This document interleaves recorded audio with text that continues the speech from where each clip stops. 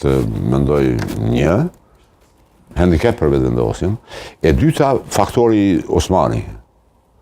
Nëse nuk do të ketë plasaritje brenda LDK-s, në kuptimin e përçarjes, në kuptimin e rezistencës, që ajo t'i bashkohet Lidhjes Demokratike, ajo mund t'a kthej një pjesë të elektoratit që e ka sjell në vetëvendosje, t'a kthej në LDK, dhe është edhe një faktor tjetër. Nuk përjashtë e mundësinë që një përqindje jo e madhe, ndoshta të abstenoj. Dhe në rastet të abstenoj për shkak të raskapitjes, lodhjes, zhgënimit. Kemi shkuar 5 herë në zgjedhje.